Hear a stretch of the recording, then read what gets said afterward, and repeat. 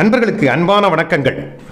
இன்னைக்கு நம்ம பார்க்க போகிற பதிவு மிகவும் சுவாரஸ்யமானது. அதானது உச்சநீதிமன்றத்தில் வந்த 2 குடும்ப வழக்குகள் சம்பந்தப்பட்டது. அதானது விவாகரத்து வழக்குகள் சம்பந்தப்பட்டது. அந்த வழக்குகள் என்ன, அந்த வழக்குகள் எப்படி அது முடிவு பெற்றது, அதுமல்ல இந்த வழக்குகள் தோன்றுவதற்கான அடிப்படை காரணங்களாக இருக்கிறது என்ன, மட்டுமில்லை இனி இப்படிப்பட்ட வழக்குகளோ இப்படிப்பட்ட குடும்ப பிரிவுகளோ வராமல் இருக்கிறதுக்கு நம்ம அடிப்படையாக நம்ம ஒவ்வொரு குடும்பங்கள்லையும் என்னென்ன செய்யணும் அப்படிங்கிறத பற்றி தான் நம்ம இன்றைக்கி 3 பிரிவுகளாக இதை பார்க்க போகிறோம். முதலில் வழக்கை பார்க்க போகிறோம், 2வது வாட்டி நம்ம அது எப்படி நடந்திருக்கு அப்படின்னு பார்க்க போகிறோம், இனி நடக்காமல் இருக்கிறதுக்கு என்ன பண்ண போகிறோம் அப்படிங்கிறதையும் பார்க்க போகிறோம். அதனால் இந்த சுவாரஸ்யமான தகவலை நமக்கு இனி கொஞ்சம் விவரமாக பார்ப்போம் வாருங்க. இந்த பதிவில் முதல்ல நம்ம பார்க்க போகிறது என்னடான்னா, உச்ச நீதிமன்றத்தில் வந்த 2 வழக்குகள் பற்றி தான். அதில் முதல் வழக்கு என்னடான்னா, MBA படித்த பட்டதாரியான IT துறையில் வேலை பார்க்குற ஒரு பெண்மணி கிட்டத்தட்ட கல்யாணம் முடிந்து 1 வருடத்திற்கு மேலாக, அதனால் கிட்டத்தட்ட 1.5 வருஷத்துக்குள்ளான ஒரு பெண்மணி விவாகரத்து கேட்ட வழக்கு. இந்த வழக்கு அனைத்து நீதிமன்றங்கள்லேயும் சின்ன சின்ன நீதிமன்றங்கள் எல்லாம் சுற்றி கடைசியில் உச்ச நீதிமன்றத்தில் நிற்கிது. உச்ச நீதிமன்ற நீதிபதி இவங்களுடைய டிமாண்ட் என்ன, அதானது ஜீவனாம்சமாக இவங்க என்ன கேட்குறாங்க அப்படின்னு பார்த்தா அங்கே ஆடி போயிட்டார் அவர். அதாவது கிட்டத்தட்ட 12 கோடி ரூபாய் நஷ்டஈடாக கேட்குறாங்க. மட்டும் இல்லை, என்னது ஒரு BMW கார் கேட்குறாங்க. அங்கே மும்பையை சார்ந்த இந்த பெண்மணி மும்பையில் உள்ள மிக பிரபலமான ஒரு அப்பார்ட்மெண்ட்ஸில் ஒரு வீடு கேட்குறாங்க. இதை பார்த்து நீதிபதியே அரண்டு போயிடுறாரு. கிட்டத்தட்ட 1 வருஷத்துக்கு மேல் தான் நீங்கள் வாழ்ந்துருக்கிறீங்க, அதுக்குள்ளே MBA பட்டதாரி வேற, IT துறையில் வேலை பார்த்துருக்கிறீங்கன்னு சொல்கிறீங்க. நீங்கள் இப்படி ஒரு இது கேட்குறது நல்லா இருக்கா? ரொம்ப காலம் வாழ்ந்து நீங்கள் 2 பேருமா இருந்து சம்பாதிச்சு அதில் இருந்து நீங்கள் ஒரு ஜீவனாம்சம் கேட்டால் கூட ஒரு அர்த்தம் இருக்குது. இல்லைன்னா ஒரு நியாயமாக ஒரு வீடு கேட்டால் கூட சரி, அதில் நம்ம புரிஞ்சுக்க முடியும் அவளுக்கு வாழ்கிறதுக்கு ஒரு வீடு கட்டாய தேவைன்னு.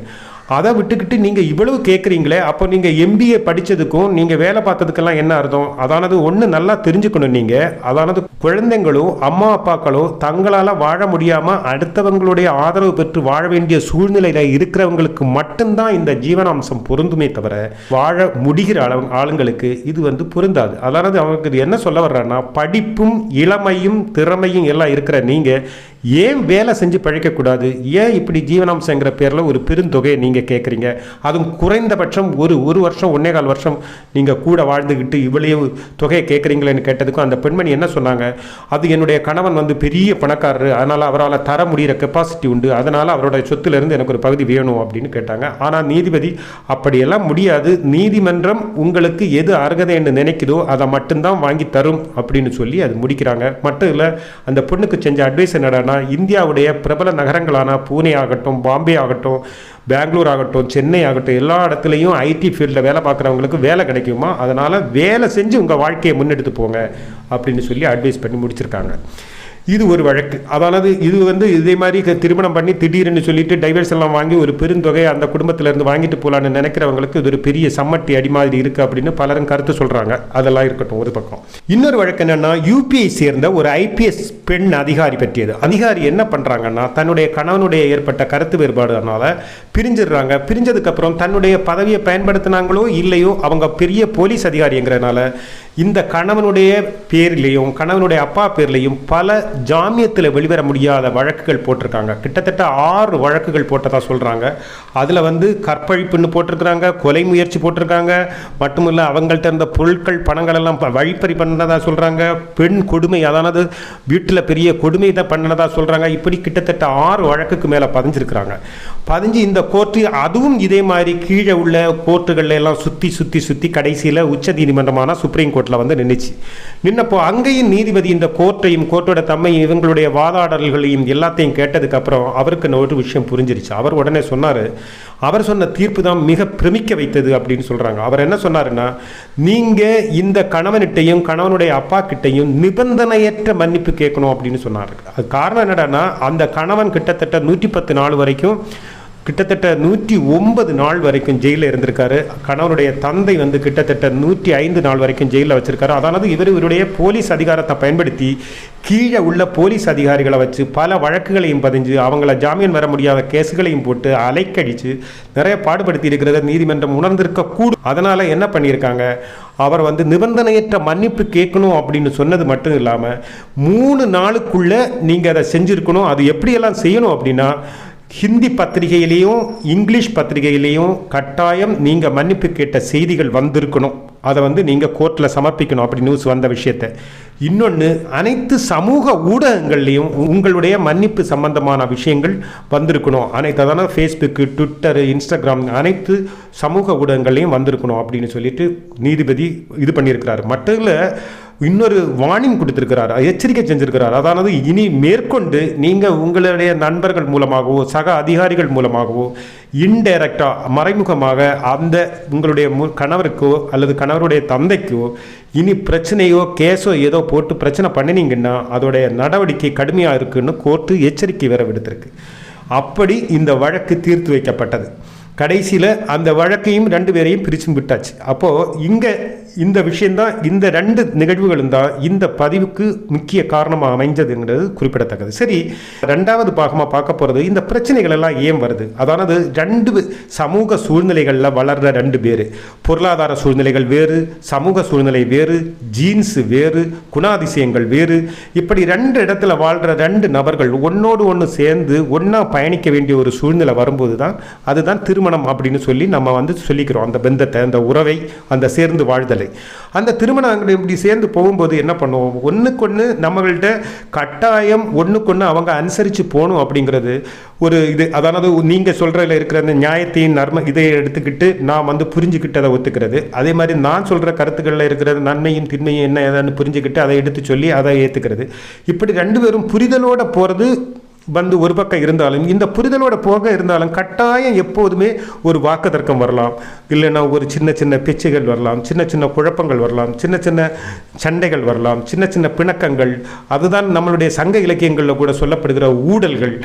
2 பகுதிகளில் இருந்து ஒன்று சேர்ந்த 2 நபர்களுக்கு 2 விதமான பார்வைகள், 2 விதமான கருத்துக்கள் கட்டாயம் இருக்கும். அந்த கருத்துக்கள் கட்டாயம் ஒரு சின்ன சின்ன மோதல்களை உருவாக்கும். அதுக்கப்புறம் அவங்க ஒன்று கொண்டு புரிஞ்சுக்கிட்டு அதை இணைஞ்சு சந்தோஷமாக, சரி நேற்றைக்கு சாயந்தரம் பிணங்கி இருந்தோம், இன்றைக்கி காலையில் சந்தோஷம் ஆகிட்டோம், நேற்றைக்கு காலையில் பிணங்கி இருந்தோம், நைட்டு பெட்ரூமில் வந்ததும் நம்ம சந்தோஷம் ஆகிட்டோம் அப்படிங்கிற மாதிரி அந்த வழக்குகள் பிணக்குகள் வர்றதும் எடுக்கிறதும் நடந்துக்கிட்டே தான் இருக்கும். பிணக்குகளும் சண்டைகளும் சின்ன சின்ன ஊடல்கள் எல்லாம் இல்லை அப்படின்னா அவங்க ஒன்று அடிமைகளாக தான் இருக்கணும். ஒன்று எப்படின்னா பொண்டாட்டி சொல்கிறதையே கேட்டு ஆமாசாமி போட்டு நடக்கிறவனா இருக்கணும். அவனை ஊரும் உறவும் எல்லாம் பெண்டாட்டி தாசன்னு கிண்டல் பண்ணுறவனா இருப்பான். இல்லைன்னா ஐயோ இப்படிப்பட்ட கணவனிட்ட நம்ம மாட்டிக்கிட்டோமே, இவர் கூட நம்ம வாழ வேண்டியிருக்கு, நம்ம பிள்ளைங்களுக்காக வாழ வேண்டியிருக்கு அப்படின்னு சொல்லிட்டு அப்படியே இதுதான் நம்ம தலையெழுத்து, வேற என்ன பண்ணுறது, வேற எங்கே போனால் கஞ்சிக்கு என்ன பண்ணுறதுன்னு யோசிச்சுக்கிட்டு அந்த புருஷன் சொல்கிறதுக்கு எல்லாத்துக்குமே சிரிச்சுக்கிட்டும் தலையாட்டிக்கிட்டும் சகிச்சுக்கிட்டும் வாழ்கிற ஒரு அடிமை, பெண் அடிமை வாழ்க்கை வாழ வேண்டியிருக்கும். அப்படி உள்ள இடத்துல தான் சண்டை வராது. அல்லாமல் சுய கௌரவத்தோட வாழ்கிற எல்லா இடத்துலையும் சின்ன சின்ன சண்டைகளும் சின்ன சின்ன சச்சரவுகளும் சின்ன சின்ன பிணக்குகளும் ஊடல்களும் எல்லாம் வந்துக்கிட்டே தான் இருக்கும். அதுவும் ஒரு வாழ்க்கையுடைய சுவராசியம் தான், போர் அடிக்காமல் வாழ்க்கையை முன்னெடுத்து செல்றதுக்கு. ஆனால் அதுக்கெல்லாம் நீண்ட காலங்கள் இருக்கக்கூடாது. சின்ன சின்ன கால இடைவெளியிலேயே அந்த வழக்குகள் வர்றதும் முடிகிறதுமா இருந்துக்கிட்டே இருக்கணும். அப்போ தான் அந்த வழக்குகள் சந்தோஷமாக இருக்கும். இதில் தோற்று போகிறவங்க தான் சிலவங்க போய் தற்கொலை பண்ணிக்கிறாங்க, சிலவங்க போய் டைவர்ஸுங்கிற பேரில் நீதிமன்றத்தில் போய் நிற்கிறாங்க, சிலவங்க நீதிமன்றத்தில் போய் நின்றுட்டு நானும் வாழ மாட்டேன் நீயும் வாழக்கூடாதுங்கிற மாதிரி கேஸ் மேலே கேஸை போட்டு ஒன்றுக்கொன்று பழி வாங்கி இவங்களும் வாழ மாட்டாங்க, அவங்களையும் வாழ விட மாட்டாங்க, அவங்களையும் ஒரு கல்யாணம் பண்ணி தனியாக வாழ விட மாட்டாங்க, இவங்களும் பிரிஞ்சு போய் தனியாக வாழ மாட்டாங்க. இப்படியே பிரச்சனை பண்ணுறது. சிலவங்க என்னடான்னா அவன்கிட்ட இருந்து எவ்வளவு பணத்தை எல்லாம் வாங்க முடியுமோ, இல்லைன்னா அவள்கிட்ட இருந்து எவ்வளவு துரோகிக்க முடியுமோ துரோகிச்சுட்டு போய் தனித்தனியாக அவங்க குடும்பத்தை அமைச்சு வாழ்வாங்க. இதில் சிலவங்க நல்லா வாழ்வாங்க, சிலவங்க தோற்று போவாங்க. இன்னொரு கோஷ்டி என்னடான்னா உனக்கும் வேணாம் எனக்கும் வேணாம், நீ நல்லா இரு நான் நல்லா இருன்னு நல்லா ஒழுங்காக பிரிஞ்சு பிடிக்கலைன்னா அப்படியே போயிடுவாங்க. இன்னொரு கோஷ்டி என்னடான்னா அவரும் உருப்படியாக எதுவும் செஞ்சு எடுத்து சந்தோஷமாக வாழ மாட்டாங்க, வாழ்க்கை முழுதும் இந்த ஆளை குறை சொல்லியே குழப்ப ஓட்டி தன்னுடைய வாழ்க்கையை தீத்துருவாங்க. இவங்களும் இந்த பக்கம் இருந்துட்டு அவங்கள குறை சொல்லி வாழ்க்கையை தீத்துருவாங்க. 2 பேரும் வாழ்ந்தீங்களான்னு கேட்டால் வாழ்ந்திருக்க மாட்டாங்க. அடுத்து இதில் பாதிக்கப்படுற யாருன்னு கேட்டால் இந்த பிள்ளைங்கிறது தான். இந்த பிள்ளைங்களோட நிலைமை தான் படு பரிதாபமாக இருக்கும். ஒன்று இந்த பக்கம் இருப்பாங்க, இல்லைன்னா அந்த பக்கம் இருப்பாங்க. சரி, இதில் அட்ஜஸ்ட் பண்ணுற வாழவே முடியாது என்கிற சூழ்நிலையில் கூட அட்ஜஸ்ட் பண்ணி வாழ்கிறவங்க எப்படி இருப்பாங்க. அதானது ஆம்பளைங்க பெரும்பாலும் எப்படின்னா குடும்பங்கிற ஒரு விஷயம் இல்லைன்னா ஆம்பளைங்களால் ஒரு சமூகத்தில் ஒரு மதிப்போ மரியாதையோ இருக்காது என்கிற ஒரு பயம் இருக்கும். பொண்டாட்டி விட்டுட்டு போயிட்டா, இல்லைன்னா பொண்டாட்டிகிட்ட பிணங்கி தனியாக தான் இருக்கிறாரு அப்படி இப்படின்னு எல்லாம் சொல்லும்போது அவருடைய சமூகத்தில் இல்லைன்னா இந்த சொசைட்டியில் அவருக்கு ஒரு மதிப்பு இழப்போ, அல்லனா மற்றவங்க பெரிய அளவில் அவரை கண்டுக்கிறதோ பெரிய அனுபவசாலியாக ஏற்றுக்கிறதோ இல்லாத ஒரு மனநிலை உருவாகும். இன்னொன்று, அவருக்கு வந்து ஒரு சமூக அங்கீகாரம் குறைகிறதும் மட்டும் இல்லை, தனக்கு ஒரு மான பிரச்சனை, கௌரவ பிரச்சனை என்கிற பல விஷயங்கள் வெளியில் இருக்கிறதும் அதுதான் அவங்க ஃபீல் பண்ணுறதுனால ஆண்கள் பெரும்பாலும் என்ன பண்ணுறாங்க, இந்த பெம்பிள்ளைங்களுடைய சில ஆளுமைகளை எல்லாம் அட்ஜஸ்ட் பண்ணி போக வேண்டிய ஒரு நிர்பந்தத்துக்கு வர்றாங்க. மட்டும் இல்லை, அவங்களுக்கு நம்ம தனியாக வாழ இனி நமக்குன்னு அன்பு செலுத்துறதுக்கு, நமக்கு ஒரு ஆபத்து கிபத்து ஏதாவது வந்தால் உதவுறதுக்கு ஏதாவது வேணும் இல்லையா, அதனால நம்ம அட்ஜஸ்ட் பண்ணிக்குவோம் அப்படிங்கிற மாதிரி வேறு நிர்பந்தமாக அட்ஜஸ்ட் பண்ணுறவங்க இருக்கிறாங்க. பெம்பிள்ளைங்களாக இருந்தால் என்ன பண்ணுறாங்க, சில ஆம்பளைங்களுடைய சில ஆண்களுடைய குணாதிசயங்களும் செயல்பாடுகளும் பொறுக்கவோ சகிக்கவோ முடியாததுனாலும் அவங்க எப்படி அட்ஜஸ்ட் பண்ணுறாங்கன்னா, ஐயோ எப்படியோ வந்து மாட்டிக்கிட்டோம், இதுதான் தலையெழுத்துன்னு ஆயிடுச்சு. மட்டும் இல்லை, நம்மளால் நம்ம பிள்ளைங்களுக்கு கிடைக்க வேண்டிய அப்பாவுடைய அன்பையோ அப்பாவுடைய ஆதரவையோடையோ அல்லனா அவங்களுக்கு படிப்பு மற்ற காரியங்களுக்கு கிடைக்க வேண்டிய பொருளாதார உதவிகளையோ நம்மளாக இன்னைக்கு எடுத்து பிரித்து போய் அவங்கள கஷ்டப்படுத்த வேணாம், பிள்ளைங்க நடுத்தருவில் நின்றுவாங்க அப்படிங்கிற பயத்தில் சகிச்சுக்கிட்டு வாழ்கிற பொம்பளைங்களும் ஒரு பக்கம் இருப்பாங்க. இப்படி பல சகிச்சுக்கிட்டு வாழ்கிறவங்க, புரிஞ்சுக்கிட்டு வாழ்கிறவங்க, புரிய முடியாமல் போய் தற்கொலை பண்ணுறவங்க, இல்லைன்னா அவனையும் வாழ முடியாமல் நானும் வாழ முடியாமல் இருக்கிறவங்க, அடுத்து வாழ்க்கை ஃபுல்லாக அவனையும் குறை சொல்லி இவங்களையும் குறை சொல்லி மாறி மாறி குறை சொல்லிட்டு இருக்கிறவங்க, சிலவங்க வந்து எல்லாம் பிரிஞ்சு போய் சந்தோஷமாக பிரிஞ்சு எனக்கு பிடிக்கலை, உனக்கு நீ உன்னோட வாழ்க்கை எனக்கு என்னோட வாழ்க்கைன்னு சந்தோஷமாக வாழ்கிறாங்க. இப்படி பல பிரிவுகளும் பல வகைகளும் இருக்கிறாங்க. அதானது மூணாவது விஷயம் என்ன அப்படின்னா, இதெல்லாம் நடக்காமல் இருக்கிறதுக்கு நம்ம என்ன பண்ணலாம்? இது நடக்காமல் இருக்கிறது எங்கன்னா பெற்றோர்கள்ட்ட இருந்து தான் ஆரம்பிக்கிறாங்க. அதானது சின்ன வயசுல இருந்தே பிள்ளை வளர்ப்புங்கிறத இன்னைக்குள்ள பெற்றோர்கள் ஒழுங்காக செய்கிறதே இல்லை. நான் பட்ட கஷ்டம் என் பிள்ளை படக்கூடாதுன்னு நினைக்கிற இடத்துல இருந்தே தவறும் ஆரம்பிக்குது. ஒருபோதும் பிள்ளைங்களுக்கு ஒரு 10 பொருள் இல்லைன்னா ஒரு 3 பொருள் கேட்டாங்கன்னா எல்லா பொருளும் எப்போதும் கிடைக்கும் கிடைக்காது அப்படிங்கிறத அவங்கள புரிய வைக்கிறது. அதான ஒரு புது பென்சில் வாங்கணும் அப்படின்னு சொல்லும்போது இப்போ இருக்கிற பழைய பென்சிலை பயன்படுத்தப்பா 2 நாள் தாண்டி நான் வாங்கித்தரேன்னு சொல்கிற அளவுக்கு உள்ள மனோநிலை பெற்றவங்களுக்கு இருக்கணும். அந்த பென்சிலை அவன் பயன்படுத்தணும். இந்த புது பென்சில் கேட்டால் 2 நாள் தாண்டி தான் கிடைக்கும், லேட்டாக தான் கிடைக்கும்னு தெரியணும். அதே மாதிரி எனக்கு 3 பென்னு வேணும் அப்படின்னு சொல்லும்போது 2 பென் தாண்டா இருக்குது அப்படின்னு அவனை சொல்ல வைக்கணும். அதானது அவனுக்கு புரிய வைக்கணும். நம்ம கேட்குற 3 கிடைக்காது, 2 தான் கிடைக்கும், நம்ம மீதியை அட்ஜஸ்ட் பண்ணிக்கணும் அப்படிங்கிற மாதிரி தெரியும். 10 புக்கு வாங்கினான்னா ஒரு புக்கு குறைச்சி 2 நாள் வாங்கி லேட்டாக வாங்கி கொடுங்க. ஒரு 5 புக்கு கேட்டான்னா 3 புக்கு முதல்ல வாங்கி கொடுங்க, 2 புக்கு 2 லேட்டாக வாங்கி கொடுங்க. ஃபீஸ் கட்டணும்னா பிள்ளை யாரும் கேட்குற மாதிரி இருக்கக்கூடாதுன்னு நினைக்காதீங்க. ஒரு நாள் ஃபீஸ் இன்னைக்கு கட்டணும் அப்படின்னா சரி, டீச்சர்கிட்ட ஒரு நாள் அவகாசங்கள், 2 நாள் அவகாசங்கள் அப்படின்னு சொல்லிட்டு வேணுமுன்னே பண்ணுங்க. சின்ன வயசுல இருந்தே அப்படி கிடைக்காம இருக்கும்போது நம்ம எப்படி மேனேஜ் பண்ணுறது, எப்படி அதற்கு பதில் சொல்கிறது, அந்த சூழ்நிலை எப்படி ஹேண்டில் பண்ணுறதுன்னு அவனுக்கு தெரிய வரும். அதே மாதிரி நினைக்கிறது எல்லாமே அவனுக்கு கிடைக்கும் அப்படின்னு சொல்லிட்டு உடன் காசு இருக்குங்கிறதுனால வாங்கி கொடுக்காதீங்க. என்ன இருந்தாலும் ஒரு 2 நாள் லேட்டாக வாங்கி கொடுங்க. அதே மாதிரி வீட்டில் ஒரு கடலை பாக்கெட் வாங்கிட்டு வந்தால் கூட 2 பேர் இருக்கிறாங்கன்னா 2 பேருக்கும் 2 பாக்கெட்டை வாங்கிட்டு வராதிங்க.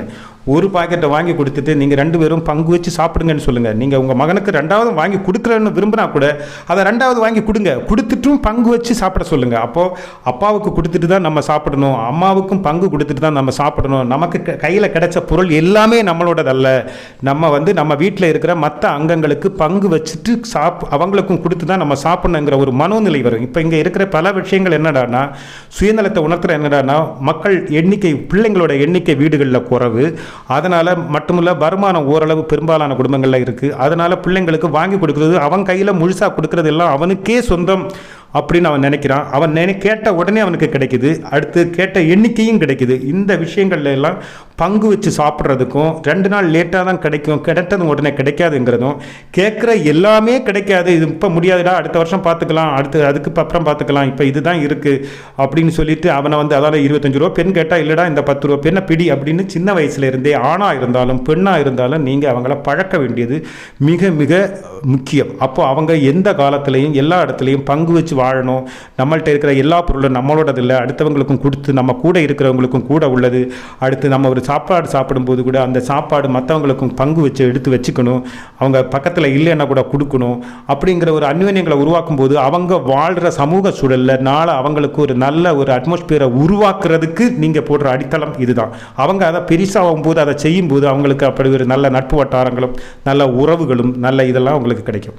சரி, இனி நீங்கள் செய்ய வேண்டிய ஒரு விஷயம் என்னடானா, சின்ன வயசுலேருந்து நீங்கள் வந்து கோயிலுக்கு கல்யாணம் முடிஞ்சால் கோயிலுக்குன்னு சொல்கிறதும் போது கோயிலுக்கு போகிறது மாதிரி சந்தோஷமாக போய் கோயிலில் சாமி கும்பிட்டு அங்கே பல கவலைப்படுறவங்களும் வருத்தப்படுறவங்களும் அங்கே வந்து கடவுள்கிட்ட வேண்டிக்கிறவங்களெல்லாம் நம்ம பார்ப்போம். அப்போ பல கவலைகளும் துக்கங்களோட வர மனிதர்களை நம்ம அங்கே சந்திப்போம்.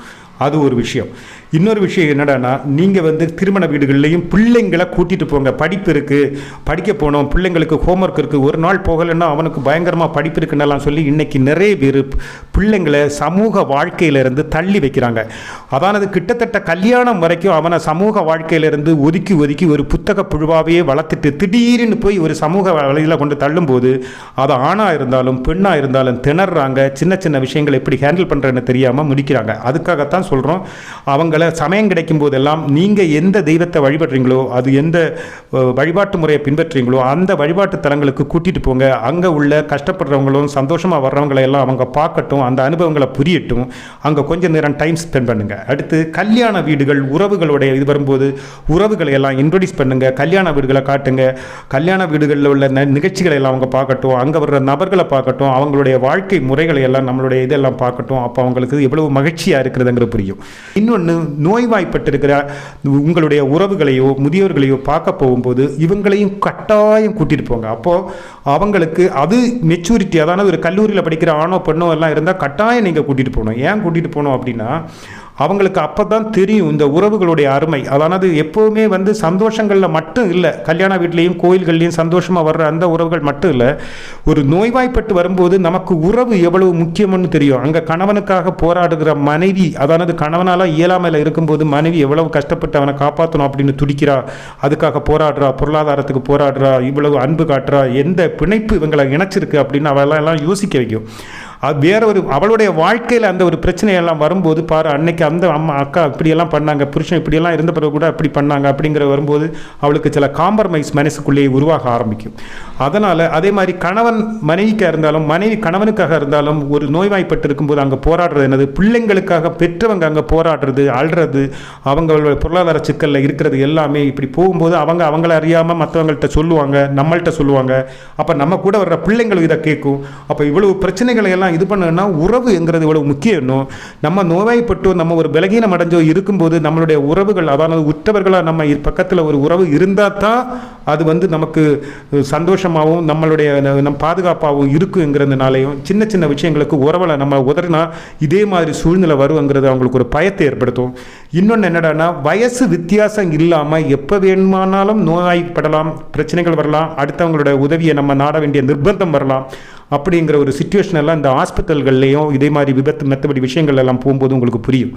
அடுத்து மரண வீடுகள்லையும் கட்டாயம் கூட்டிகிட்டு போங்க. ஒரு மரணம் வந்து எவ்வளோ பெரிய தாக்கத்தை ஒரு வீட்டில் ஏற்படுத்துது. ஒரு ஆள் இறக்கும்போது அங்கே உள்ள இழப்பு, அதை சார்ந்து நம்பி இருக்கின்ற அல்லனா அந்த உறவுகள் எல்லாம் எந்த அளவு பாதிக்கப்படுறாங்க, அவங்க எவ்வளோ அழுறாங்க, கதறாங்க. நம்ம வாழ்க்கையில் நமக்காக ஆள்றதுக்கு, நமக்காக இதே மாதிரி வருத்தப்படுறதுக்கு ஒரு உறவு கட்டாயம் தேவை இல்லையா அப்படிங்கிற ஒரு உந்துதல் இருக்கும். அதானது மற்றபடி உள்ள காமம், பொருளாதாரம், சமூக அந்தஸ்து அப்படிங்கிற ஒரு ஈகோ பிரச்சனைகள் எல்லாம் அடங்கி அந்த விஷயங்களுக்கு அப்புறம் உண்மையான அன்பையும் நேசத்தையும் நேசிக்கிற உறவுகள் நமக்கு கட்டாயம் தேவை. அதனால் நெருங்கின உறவுகளை நம்ம கொஞ்சம் எல்லாம் பொறுத்துக்கவும், நம்ம சகிச்சுக்கவும், அடுத்து அவங்களுடைய கருத்துக்களை ஏற்றுக்கிற மனோநிலைகள் எல்லாம் நமக்கும் வேணும் அப்படிங்கிற புரிய ஆரம்பிக்கும்.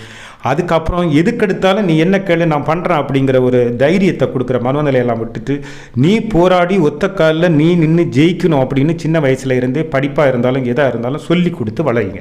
இன்னி ஒரு மிக முக்கியமான விஷயம் அப்படின்னு என்னன்னு கேட்டிங்கன்னா, ஒரு பெண் வந்து திருமணமாகி அந்த வீட்டுக்கு போனதுக்கு அப்புறம் அந்த பொண்ணுக்கு ஏதாவது ஒரு விதத்தில் ப்ராப்ளம் இருந்துச்சுன்னா அந்த பெண்ணை கூப்பிட்டு வச்சு மனசு திறந்து பேசி அவளை தெளிவடைஞ்சு அதில் பிரச்சனை ஏதாவது இருக்குது, சகிக்க முடியாது, இன்னி பொறுத்துக்கிட்டு போகிறது நல்லது இல்லைன்னு உங்கள் மனசுக்கு பட்டுச்சுன்னா நீங்கள் வந்து பொறுத்துக்க, வீட்டில் உள்ள சூழ்நிலை தெரியாதா, வீட்டில் உள்ள இது தெரியாதான்னு அவளை வந்து நிர்பந்தம் பண்ணாமல் அந்த பெண்ணுக்கு பரவாயில்லம்மா, உன்னால் முடியலை, சகிச்சுக்கிட்டு நீ முன்னோக்கி போக முடியாது அப்படின்னா நீ பரவாயில்ல, நீ வா, அடுத்த வாழ்க்கையை பற்றி நமக்கு அடுத்து பார்த்துக்கலாம், எல்லாத்தையும் பொறுத்துக்கிட்டும் சகிச்சுக்கிட்டும் போக வேண்டிய அவசியம் இல்லை, நீ வா அப்படின்னு சொல்லிட்டு அவளுக்கு ஒரு தன்னம்பிக்கை அளித்து அவளை கூட்டிகிட்டு வந்தோன்னா நிறைய தற்கொலைகளும் கொலைகளையும் தவிர்க்க முடியும் என்கிறதும் மிக முக்கியமான விஷயம். அதனால் எதாக இருந்தாலும் பொறுத்துக்கிட்டு போய் இவ்வளவு பணம் கொடுத்தாங்களே, இவ்வளோ இது பண்ணாங்க இல்லையா, நீ இப்போ திருப்பி வந்து வீட்டில் நின்று என்னுடைய ஊரில் உறவுகள் எல்லாம் என்ன சொல்லும், இதே மாதிரியெல்லாம் சொல்லி அவளை பயமுறுத்தாமல், இந்த சொசைட்டியை பற்றி சொல்லி அவனை இது பண்ணாமல் அவளுக்கு ஆதரவு குரம் கொடுக்க வேண்டியதும் மிக முக்கியம். இதே செஞ்சீங்கன்னா உங்களுடைய பிள்ளைங்களுடைய வாழ்க்கை மிக மிக நல்லதாக இருக்கும். அதனால் இனி உள்ள இளம் பெற்றோர்களாவது இனி அதை செய்யுங்க. இடைப்பட்ட தலைமுறை நாம் பட்ட கஷ்டம் அவங்க படக்கூடாதுங்கிற முறையில் செஞ்சது தான் பழைய வினையாக போயிருச்சு. சரி, இனி ஒரு தகவலோடு மீண்டும் சந்திப்போம்.